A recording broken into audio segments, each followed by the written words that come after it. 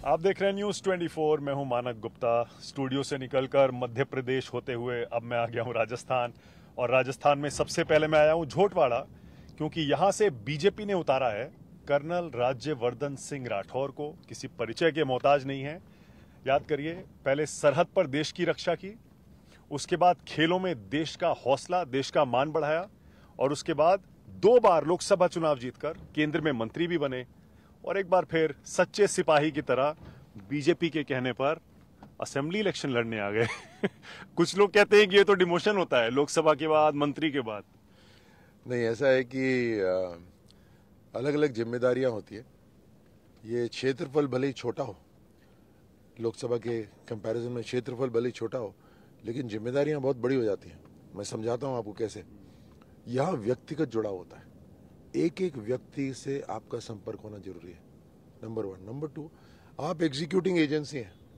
आपको केंद्र सरकार में जो नीति बनती है, जो पैसा आता है, वो पैसा तो आ जाता है, लेकिन राज्य का जो विषय है वहाँ पैसे लगाने की जिम्मेदारी रहती है राज्य सरकार की। यानी पानी, शिक्षा, स्वास्थ्य, खेल, बचा क्या, लॉ एंड ऑर्डर, सब कुछ तकरीबन राज्य सरकार की जिम्मेदारी रहती है। यही दिक्कत आती है, एग्जीक्यूटिंग के अंदर दिक्कत आती है। वहां दिल बहुत साफ है, ईमानदार है। प्रधानमंत्री मोदी जी जबरदस्त मेहनत करते हैं, दिन रात करते हैं, देश की अर्थव्यवस्था मजबूत कर रहे हैं, देश आगे बढ़ रहा है। और जब वो वहां से पीने के पानी के लिए 29,000 करोड़ रुपए राजस्थान को भेजते हैं, तो क्योंकि हमारे संविधान के अंदर जल राज्य का विषय है, तो राज्य की पूरी जिम्मेदारी हो जाती है। अब राज्य ने 29,000 करोड़ में से केवल 8,000 करोड़ खर्च करा। क्यों? क्योंकि उनको अपना हिस्सा डालना था। हिस्सा डालने की ना मंशा है, ना इनकी काबिलियत है, नहीं डाला। उस 8,000 करोड़ को भी किस किस को टेंडर दिए? सब ने भाई भतीजे को टेंडर दिए। नीचे सड़कें खोद दी पाइप बिछाने के लिए, अब खोद के निकालना, और जोड़ा नहीं कहीं, उसको टंकी बना दी, बिना मिट्टी की टंकी बना दी, गिर रही हैं टंकियां, पानी का कोई कनेक्शन हुआ नहीं। लगा दिया उन्होंने, यहाँ ईंट लगा दिया, वहां पत्थर लगा दिया, और बोला साहब 8,000 करोड़ खत्म हो गए। अब उनको निकालने में और पैसा लगेगा। तो ये जो होता है ना, उदाहरण के तौर पे एग्जीक्यूटिंग एजेंसी, या आप लॉ एंड ऑर्डर ले लीजिए, अलगाववाद इतना कि वीडियो बनाकर गर्दन काटने की हिम्मत आ गई राजस्थान में, और न जाने कितने मारे हैं बिना वीडियो बनाए। और इनको शरण मिल रही है यहाँ पर, पीएफआई मार्च करती है यहाँ पर पुलिस की प्रोटेक्शन के अंदर। यहाँ आपको रामनवमी मनानी हो तो आपको भजन कौन सा बजेगा, उसकी अनुमति राज्य सरकार के लेनी पड़ती है। ऐसा तो शायद अंग्रेजों ने भी नहीं करा था। यहाँ रामनवमी का जुलूस निकालते हैं तो धारा 144 पहले ही लगा देते हैं। ये सारा का सारा जो हुआ। आपने कुछ दिन पहले कहा था, जब आपके टिकट का ऐलान हुआ था, कि कांग्रेस अगर इसे अपना गढ़ समझती है तो घर में घुस के मारेंगे। ये आपका फौजी वाला और जो खिलाड़ी वाला अवतार है, क्या ये यहाँ इस राजनीति के नए मैदान में, विधायक वाले मैदान में भी आप उसे इस्तेमाल कर रहे हैं? देखिए, जनता को ना ये घुमा फिरा के जो अभी तक बातें करते थे पॉलिटिशियंस की, कुछ बोलेंगे भी नहीं लेकिन बोल भी दिया, वो इस तरह से, वो डिप्लोमेसी की जगह होती है। जहाँ जनता से जुड़ाव चाहिए, आप जनता को स्पष्ट चाहिए, करोगे क्या? तो वहाँ मुझे लगता है कि मैं स्पष्ट भाषा बोलता हूँ। मैं फौजी हूँ, खिलाड़ी हूँ, मेरे को इतना ज्यादा घुमा के बात करने का आता नहीं है। तो मैं क्या, मैंने ये उनके लिए कहा था कि अगर कि चलो हम तो चुनाव जीत रहे हैं, हम राजस्थान में सरकार बना रहे हैं, लेकिन स्पष्ट है, हमने तो 3 तारीख का इंतजार नहीं करा। अभी से हमने ये हाई टेंशन लाइन जारी है, नीचे सीवेज लाइंस नहीं है, हमने काम शुरू कर दिया। हरदीप जी पुरी को बुला लिया था यहाँ पर, हमने बोला देखिए, और उन्होंने बोला एक झटके में केंद्र सरकार राज्य सरकार मिलकर काम कर देगी। तो हमने तो काम शुरू कर दिया। लेकिन जो कांग्रेस सोचती है कि ये पूरा पंचायत, ये पूरा वार्ड हमारा है ना, हमने बोला चलो सबसे पहले वहीं चलते हैं, और वहीं चल के बता देते हैं। एक सवाल और, उसके बाद मुझे पता है आप अगली सभा में आ गए हैं। फौजी, खिलाड़ी और उसके बाद राजनेता, क्या राजनीति ज्यादा मुश्किल है या वो दोनों पहले जो किए वो ज्यादा मुश्किल लगते थे? देखिए, सभी की अपनी अपनी बड़ी बड़ी चुनौतियां होती हैं, किसी को कम आकलन नहीं कर सकते, लेकिन सबकी अपनी पेचीदगियां होती हैं। तो राजनीति की तो जबरदस्त रूप से पेचीदगियां हैं, लेकिन यहाँ पे एक सुकून ये बड़ा मिलता है कि आप यहाँ जो काम करते हैं ना, उससे लाभ हजारों लाखों को मिलता है, तो वो एक सुकून मिलता है।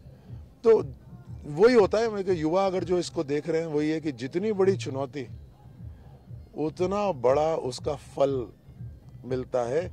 और अगर आप बड़े मकसद के लिए जीते हैं तो बड़ा मकसद अपने से बड़ा होना चाहिए।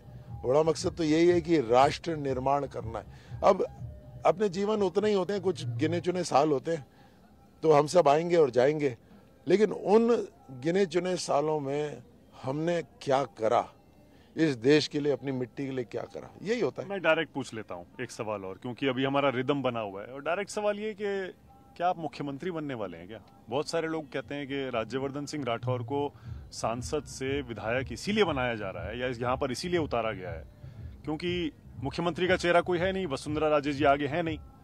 क्या आप तैयार हैं इस तरह की जिम्मेदारी के लिए? नहीं, कलेक्टिव लीडरशिप है यहाँ पर। आप कैसे कर सकते हैं कि कोई आगे नहीं है? यहाँ पे आप जहाँ पे जितने भी पोस्टर्स देखेंगे आप देखेंगे उसमें चेहरे बड़े बड़े हमारे लीडर्स हैं राजस्थान के। और ये सवाल मुझसे ही नहीं पूछा जा रहा है, मुझे लगता है राजस्थान में कई नेताओं से पूछा जा रहा है। तो ये भी भारतीय जनता पार्टी की एक लीडरशिप की क्वालिटी है कि हमारे कई चेहरे ऐसे हैं जो बड़ा प्रमुख रोल कर सकते हैं। लेकिन बात यहाँ आती है कि जो एक्स्ट्रा फोकस है ये मुख्यमंत्री के ऊपर, ये एक्स्ट्रा फोकस नहीं राजस्थान का बेड़ा गर्क करा था। पिछले 5 साल एक मुख्यमंत्री था, एक उप मुख्यमंत्री था, लेकिन दोनों के पद में मुख्यमंत्री जुड़ा हुआ था, उससे संतुष्ट नहीं थे दोनों के दोनों। और ऐसा वो युद्ध हुआ कि उससे नुकसान जो हुआ वो राजस्थान का हुआ। तो मुझे लगता है कि चेहरा जो है वो जनता का बहुत महत्वपूर्ण है। जनता के ऊपर फोकस करना बहुत जरूरी है। आप कोई मंत्री भी हो, आप कोई महामंत्री भी हो, आप कार्यकर्ता हो, हर तरह से आप कर सकते हैं। आपकी वो रोटेशन चलती रहनी चाहिए। जीवन के अंदर अलग अलग जिम्मेदारी आएंगी, उसको आप पूरी तरह से निभाइए। मतलब आप तैयार है ना कुछ अगर पार्टी कहती हो तो? देखिए, मैं एक सैनिक हूँ और सैनिक और खिलाड़ी इमीडिएट फोकस जो होता है गोल उसी पे फोकस रखता है। अब वो पाकिस्तान वाले थे जो बोल रहे थे कि चलो यहाँ चलेंगे, नाश्ता वहाँ करेंगे, फिर लंच दिल्ली में करेंगे, उनकी औकात दिखा दी थी युद्ध में। तो भारत का सैनिक और भारत का खिलाड़ी अपना इमीडिएट जो फोकस होता है लक्ष्य, वो लक्ष्य उसी पे फोकस होता है। वो अर्जुन की आंख की तरह मेरे को झोटवाड़ा जीतना है और झोटवाड़ा जबरदस्त मार्जिन से जीतना है। हमारा काम उस पे हो रहा है। ओके, बहुत बढ़िया। राज्यवर्धन सिंह राठौर से ये बातचीत जारी रहेगी। फिलहाल वो एक सभा में आए हैं।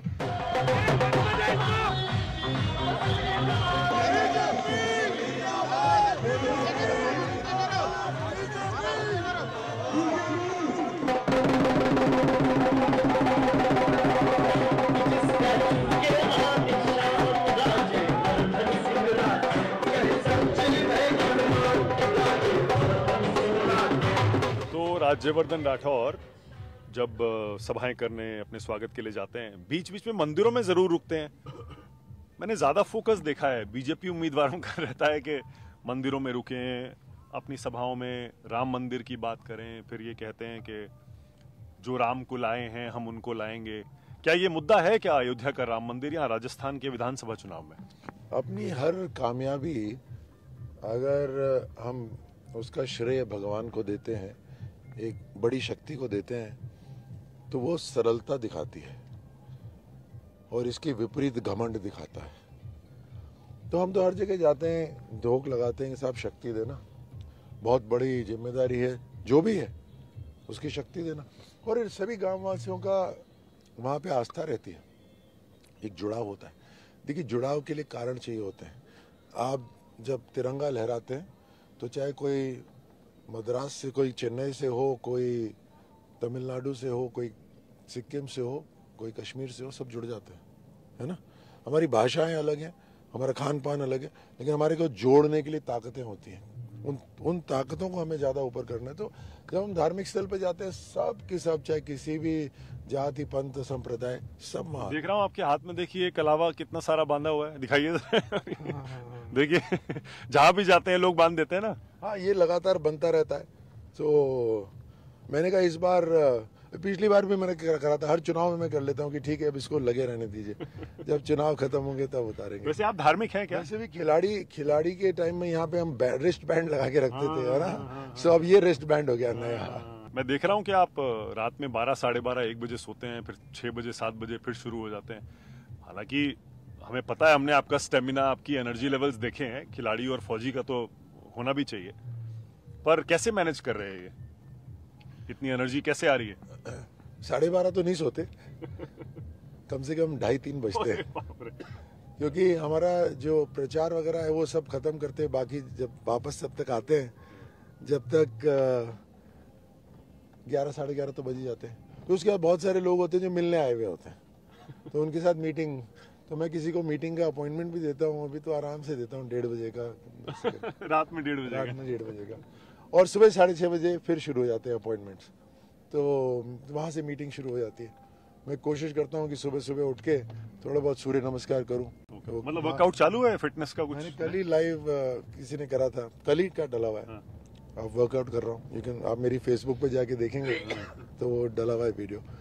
सो एक ही जीवन है, ना पिछले का पता है ना अगले का, आगे वाले का पता है, बट इसका जरूर पता है। तो इसमें अच्छी तरह जीना है, फुल 100% जीना है, और जो करना है उसको आनंद से करना है। हम अभी चुनाव भी लड़ रहे हैं तो खूब मजे से आनंद से लड़ रहे हैं। अपना प्रतिद्वंदी परास्त है, बिल्कुल खत्म है, बिल्कुल। तो यही है। हम तो एनएसयूआई के अध्यक्ष हैं अभिषेक चौधरी। फील्ड में देखिए, मैच जीतने से पहले आपको, मैच के खेल के मैदान में उतरने से पहले ही जीत हो जानी चाहिए। तो जीत ऑफ द फील्ड होती है, ऑन द फील्ड नहीं होती। हमारी तो हम तो ये सारे हमारे कार्यकर्ता चल रहे हैं, सब जोश में चल रहे हैं, सब मजे में चल रहे हैं, देर रात तक कार्यक्रम चलते रहते हैं। आप एंजॉय कर रहे हैं। मैं देख रहा हूँ आपकी वीडियो बड़े वायरल हैं, जिसमें आप साफा बांधते हैं ऐसे जल्दी जल्दी जल्दी जल्दी जल्दी। वो कितने सेकंड में आप बांध लेते हैं पूरा, और कितना लंबा होता है वो? अलग अलग साइजेस का होता है। अब कई जगह साफा बड़ा एक मान सम्मान का प्रतीक है राजस्थान के अंदर, कई जगह ये 500 फीट का लेकर आए हुए हैं। तो बट मैं रुकता नहीं हूँ। एक वही है ना कि खिलाड़ी के लिए हर चीज एक चैलेंज होता है, तो और खिलाड़ी एक चुनौती की तरफ आकर्षित हो जाता है। तो मेरी पत्नी यही कहती है कि तुम कभी आराम से तो बैठ ही नहीं सकते, तुम्हें चाहिए जहां सबसे मुश्किल काम है वहां कूद पड़ोगे एकदम से। तो कर्नल, एक शूटर के तौर पे निशाना इस समय कहाँ है? राजस्थान के अंदर एक मजबूत सरकार को लाना है। राजस्थान जो पिछले 5 साल पिछड़ा है और उसकी भरपाई करनी है, और देश की प्रगति के साथ पूरा मिलना है। राजस्थान के जो नौजवान हैं उनके अंदर अपार क्षमता है, उन युवाओं को मजबूती देनी है, चाहे वो खेल के माध्यम से हो, चाहे वो रोजगार के माध्यम से हो, चाहे एक ऐसा माहौल बनाने से हो ताकि वो शरीर से, मस्तिष्क से, हर तरह से तंदुरुस्त हो। महिला शक्ति राजस्थान की इतिहास से जानी जाती है। उनका, राजस्थान की महिलाओं का जो आशीर्वाद होता है, वहीं से वो हिम्मत बनती है योद्धाओं की, इतिहास में लिखा हुआ है। तो उन महिलाओं के लिए घर घर पीने का पानी, जो प्रधानमंत्री मोदी जी का संकल्प है, उसे पहुंचाना है। महिलाओं को सशक्त करना है, उनकी सुरक्षा। आप देखिए 35,000 महिलाओं के साथ दुष्कर्म हुआ है पिछले 5 साल में। आप उसको केवल 0 मत देखिए, आप ये देखिए कि 35,000 महिला, जरा विजुलाइज करिए आप 35,000 महिलाएं ऐसे खड़ी हुई, कतार खत्म नहीं होगी। अब देखिए आप फिर सभा में पहुंच गए, बस एक सवाल और, उसके बाद आपको मैं जाने दूंगा। ये बुलडोजर खड़े हैं, आप जहां जहां जा रहे हैं, ये योगी जी का मॉडल राजस्थान में आप दिखाकर वोट लेने की कोशिश कर रहे हैं? ये जनता कर रही है, और ये एक भारतीय जनता पार्टी का अब प्रतीक बन गया है कि जो अपराध करते हैं, जो भ्रष्टाचार करते हैं, उनको हम ढहा देंगे। और स्पष्ट है, इसमें कोई इधर उधर लगाव, वो क्या बोलते हैं, लाग लगाव नहीं है। जो भ्रष्टाचार करते हैं, आतंक करते हैं, अपराध करते हैं, उन्हें हम ढहाएंगे। ओके, तो फिर अगली सभा में पहुंच गए, और देखिए एक बार फिर से राज्यवर्धन सिंह राठौर के लिए भीड़ इंतजार कर रही है।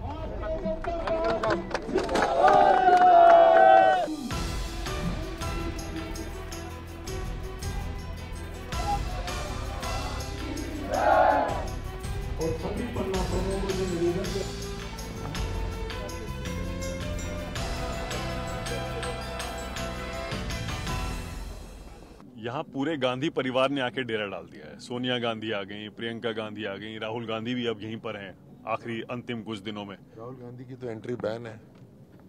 राहुल गांधी एंटर कहाँ हुए अभी तक राजस्थान के अंदर? ये कांग्रेस की पॉलिटिक्स भी ना बड़ी इंटरेस्टिंग है। इन्होंने यहाँ पे राजस्थान के अंदर गहलोत साहब ने कांग्रेस का तो बेड़ा गर्क कर दिया और शासन का भी बेड़ा गर्क कर दिया, लेकिन अपनी इमेज उन्होंने चमकाई हजारों करोड़ रुपए खर्च करके और अपने आप को इतना मजबूत कर लिया कांग्रेस पार्टी के अंदर कि अब राहुल गांधी की भी एंट्री राजस्थान में नहीं हुई है, बैन है राजस्थान के अंदर राहुल गांधी।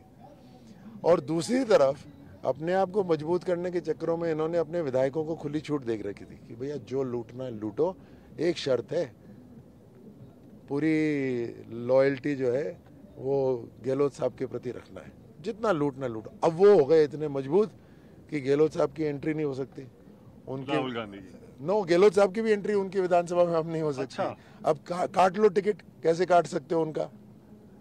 इन्होंने इनकी जो शुरू में थी कि हम इतनी एंटी इनकम्बेंसी इनके विधायकों की है कि वो टिकट काटना चाहते थे, लेकिन हिम्मत है अभी काटने की।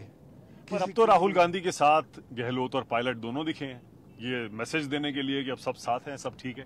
तो वही तो कह रहा हूँ, अभी चुनाव को इतने सारे अब 4 दिन बचे हैं, तो अब आए हैं राहुल गांधी यहाँ पर। उनको पक्का पता है कि राजस्थान हार रहे हैं, तो पूरी अब राजस्थान के अंदर जीतने के लिए लड़ाई नहीं है। वो गहलोत साहब बेहतर जानते हैं कि किस लिए वो कर रहे हैं और क्या क्या कांग्रेस का क्या लक्ष्य है यहाँ पर। लेकिन राजस्थान नहीं जीत रहे, वो राहुल गांधी ने भी स्पष्ट कर दिया था और वो यहाँ पर आए भी नहीं, उनको एंट्री भी नहीं थी, स्पष्ट है राजस्थान पूरा। प्रियंका गांधी ने अभी 2 दिन पहले क्या कहा, वो कहती हैं कि ये हमको अटैक करते हैं, जबकि देखो मोदी जी दूरबीन लेकर ढूंढ रहे हैं, उनको सीएम का उम्मीदवार ही नहीं मिल रहा है, मुख्यमंत्री का चेहरा ही नहीं मिल रहा है। देखिए यहाँ भारतीय जनता पार्टी के अंदर तो इतनी मजबूती है कि अनेकों ऐसे लोग हैं जो लीडरशिप रोल ले सकते हैं, और कांग्रेस के अंदर जब सत्ता में थे तब कांग्रेस का सीएम, यहाँ राजस्थान का सीएम कौन रहेगा, उस समय झगड़ा चल रहा था। अभी तो प्रियंका वाड्रा बोल रही है जब हम चुनाव में जा रहे हैं, हमारी सरकार नहीं है, जब हमारी सरकार बनेगी तो मुख्यमंत्री आ जाएगा। लेकिन उनकी जब सरकार थी, उनकी लड़ाई तो तब चल रही थी कि मुख्यमंत्री कौन रहेगा, तो किसकी बात कर रहे हैं? प्रियंका जी आजकल बड़ी अग्रेसिव दिख रही हैं। उन्होंने ज्योतिरादित्य सिंधिया पर क्या हमला किया, आपने सुना होगा, उनकी हाइट तक पर कमेंट कर दिया कि उनका कद थोड़ा कम रह गया, बड़े विचित्र टाइप के नेता हैं। वो धोखा दिया ना उन्होंने, ज्योतिरादित्य सिंधिया ने। अब चुनाव में आकर एमपी में देखा होगा आपने, तो कद तो पूरी गांधी फैमिली का छोटा हो गया, राजनीतिक कद कहाँ बचे, ढूंढने से नहीं मिलते। उनका वर्चस्व जो था, अभी मैंने आपको बताया उदाहरण देकर, उनका वर्चस्व राजस्थान के अंदर है ही नहीं। यहाँ गहलोत साहब चलाते हैं, राजस्थान में जो होना है गहलोत साहब चलाते हैं, उनका वर्चस्व यहाँ पे भी खत्म हो गया। और ये वही हैं जो नारे देती हैं खोखले, लड़की हूँ लड़ सकती हूँ, लेकिन 35,000 महिलाओं के साथ जो राजस्थान में दुष्कर्म हुआ, उनके घर नहीं जा सकती हूँ। हाँ, तो रणथंबोर जा सकती हूँ, शेरों की स्वास्थ्य जाकर जान सकती हूँ, लेकिन राजस्थान के अंदर जो 35,000 पीड़िताएं हैं उनके पास नहीं जा सकती। वीरांगनाओं को धक्के लगाते हैं राजस्थान के अंदर, सड़क पर घसीटते हैं राजस्थान की कांग्रेस सरकार, लेकिन प्रियंका वाड्रा उस समय इधर नहीं देखती। सचिन पायलट पर आपके क्या विचार है? याद करिए वो दिन जब वो मानेसर गए थे, तब माना जा रहा था कि उन्होंने बगावत की है, बीजेपी में आने वाले हैं और बीजेपी की सरकार लाने वाले हैं। उसके बाद बेचारे ऐसे आउटसाइडर हो गए कांग्रेस में, आज तक सजा भुगत रहे हैं उसकी। यार सचिन पायलट के ऊपर मैं क्या बोलूं और क्यों बोलूं, ये उनका पूरा इंटरनल मामला है सबका। मैं तो राजस्थान पे बोलूंगा कि राजस्थान दांव पे लगा दिया। जैसे बहुत पहले शर्तें लगाई जाती थी, पूरी जो होती थी अपना पूरा जो जायदाद होती थी वो लगा देते थे, अपने दासों को लगा देते थे शर्तों पर। उन्होंने राजस्थान को दांव पे लगा दिया केवल मुख्यमंत्री और उप मुख्यमंत्री की लड़ाई में, और जनता को पूरा भूल गए। 19 बार पेपर लीक हुए, तकरीबन 70,000 कैंडिडेट्स का जीवन बर्बाद हुआ। कौन समय का भुगतान कौन करेगा? चलो पैसे का छोड़ो, एक बार समय का भुगतान कौन करेगा? उनका जीवन खराब कर दिया। 35,000 महिलाओं की सुरक्षा, उनके जीवन का भुगतान कौन करेगा? उनकी इज्जत वापस कौन देगा? ऐसे अनेकों केस हुए हैं। मतलब आपकी सरकार आई तो न्याय होगा ना पूरा, सब जेल जाएंगे जो अभी तक नहीं गए। देखिए सीधी सी बात है, ऐसे हम उनको पकड़ के सीधे ही 4 दिसंबर को तो जेल नहीं डालने वाले ना।